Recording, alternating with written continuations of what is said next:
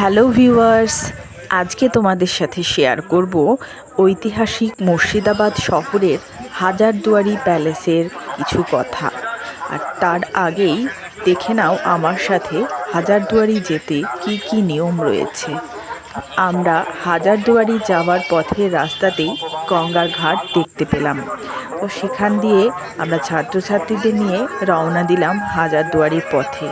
চারিপাশে দোকানপাট, বিভিন্ন রকম ঘোড়ার গাড়ি, সমস্ত কিছু দেখতে দেখতে আমরা চললাম হাজারদুয়ারি প্যালেসের পথে।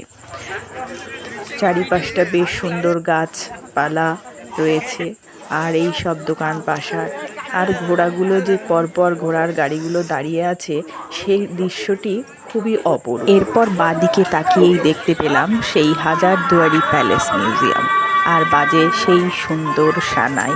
শুনে নাও তোমরা।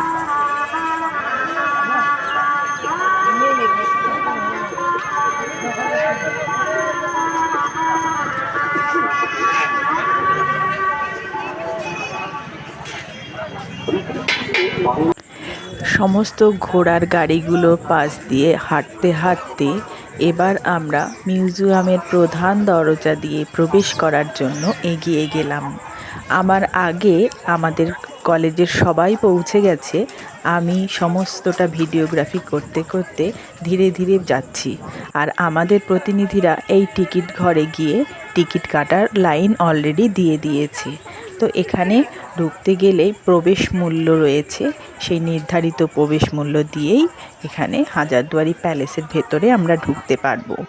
তো আজকে ওই লাইনে দাঁড়িয়ে আমরা টিকিট কাটার পর সেই টিকিটগুলো নিয়ে প্রত্যেকের হাতে হাতে দিয়ে আমরা চলে যাব প্যালেসের ভেতরে।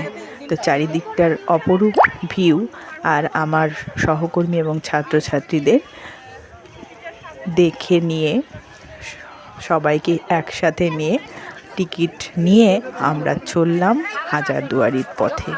পরবর্তী ভিডিওতে আবার তোমাদের দেখাবো যে আমরা কিভাবে হাজারদুয়ারির বাইরেটা পরিভ্রমণ করলাম এবং আর কি কি মজা করলাম বা আনন্দ করলাম এবং সবার সাথে কেমনভাবে সময় কাটালাম। সেই সমস্ত ভিডিওগুলো দেখতে পরবর্তী ভিডিওতে চোখ রাখো। সবাই চ্যানেলটিকে লাইক, শেয়ার এবং সাবস্ক্রাইব করে পাশে থেকো।